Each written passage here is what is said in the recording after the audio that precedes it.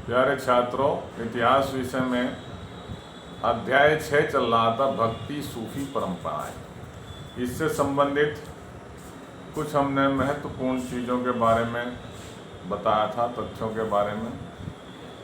कुछ रह गई थी, उनके बारे में आज चर्चा करेंगे। कुछ महत्वपूर्ण तिथियां हैं और उनसे संबंधित घटनाएं हैं। ये भी बोर्ड की परीक्षा में 10 अंक की आती हैं।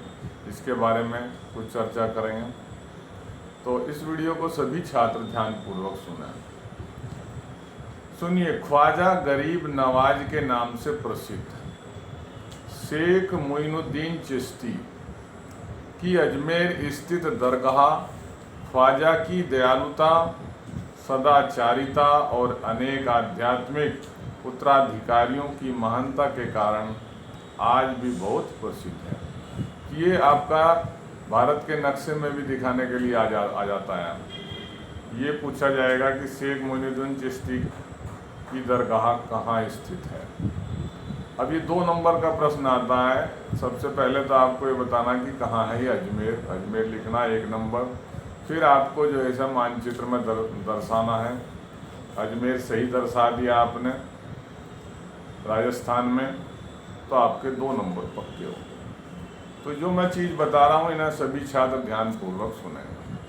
अकबर ने अपने जीवन काल में 14 बार अजमेर की दरगाह की जियारत की और चिश्ती संप्रदाय की सबसे महत्वपूर्ण विशेषता संयम और सादगीपूर्ण आचरण था।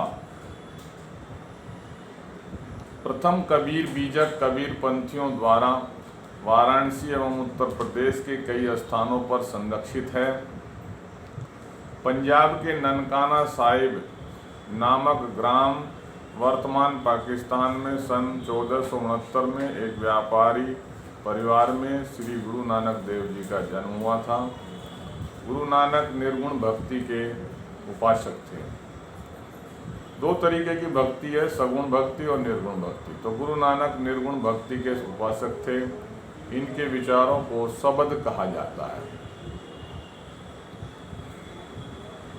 सिखों के 10वें गुरु गोविंद सिंह ने 9वें गुरु तेग बहादुर जी की रचनाओं को भी गुरबानी में शामिल किया और इस ग्रंथ को गुरु ग्रंथ साहब के नाम से प्रसिद्ध किया, नाम दिया। तो सिखों का जो प्रमुख ग्रंथ है वो क्या है? 2 नंबर में अति लघु उत्तरीय प्रश्न आ सकता है। तो सिखों का प्रमुख ग्रंथ गुरु ग्रंथ साहिब है। जैसे मुस्लिमों का क्या है? कुरान है। भक्त व प्रसिद्ध कवित्री मीराबाई का जन्म मारवाड़ के मेड़ता जिले में एक राजकुल में हुआ था। मारवाड़ राजस्थान में भाई है।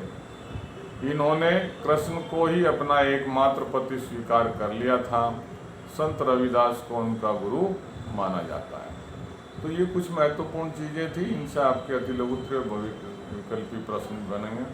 अब मैं कुछ शब्द ऐसे बता रहा हूँ जिनका अर्थ आपको जानना अति आवश्यक है। पहला है मारीची। मारीची शब्द ये बौद्ध देवी थी वही लगभग 9वीं शताब्दी। नयनार क्या चीज़ है? दक्षिण भारत में शैव भक्ति आंदोलन और कुल 65 भक्त हैं इसके।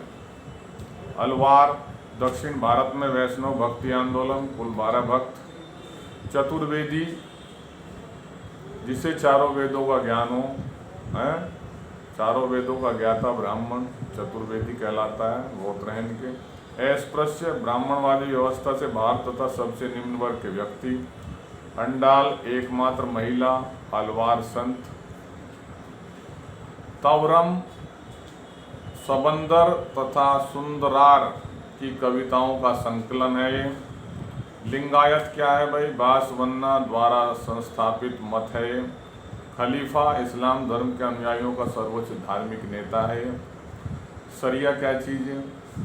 मुसलमानों से संबंधित है शरिया। मुसलमान समुदाय को निर्देशित करने वाला कानून शरिया कहलाता है। उलेमा इस्लाम धर्म के ज्ञाता, जो भी इस्लाम धर्म को जानते हैं उनके ज्ञाता है, उन्हें उलेमा बोला जाता है। जजिया कर है भाई एक तरीके से टैक्स है।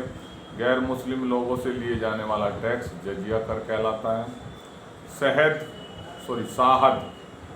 साहद कहते हैं प्रतिनिधि, एजेंट, दूत।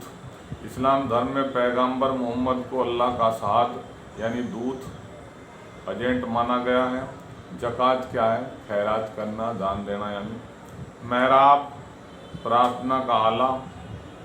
मात्र गृहता यह वह परिपाटी है जहाँ स्त्रियाँ विवाह के पश्चात अपने मायके में ही अपनी संतान के साथ रहती हैं तथा उनके पति उनके साथ आकर रह सकते हैं। ये मात्र गृहता है।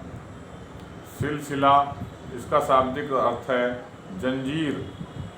सिलसिला इसका शाब्दिक अर्थ क्या हुआ? जंजीर, जो शेख और मुरीद के मध्य एक निरंतर रिश्ते का प्रतीक है। वली बहुवचन औलिया। वली बहुवचन औलिया बोलते हैं। ईश्वर का मित्र है, का मित्र भाई। खानकाहा, खानकाहा सूफी संतों का एक संगठित समुदाय को खानकाह कहते हैं। बेसरिया, बेसरिया क्या होंगे? वे लोग जो इस्लामी नियमों की अवहेलना करते हैं उन्हें बेसरिया बोलते हैं। बासरिया वे लोग जो इस्लामी नियमों का पालन करते हैं। जो इस्लामी नियमों का पालन करते हैं वो बासरिया, जो इस्लामी नियमों का पालन नहीं करते वो बेसरिया कहलाते हैं। जमात खाना वह स्थान जहाँ सहवासी तथा अतिथि यानी गेस्ट रहते थे। कव्वाली इबादत में प्रस्तुत किया जाने वाला गीत संगीत कव्वाली कहलाता है। आपने दूरदर्शन पर सुना भी होगा। सगुण साकार ईश्वर की उपासना करने वाले। निर्गुण निराकार ईश्वर की उपासना करने वालों को बोलते हैं।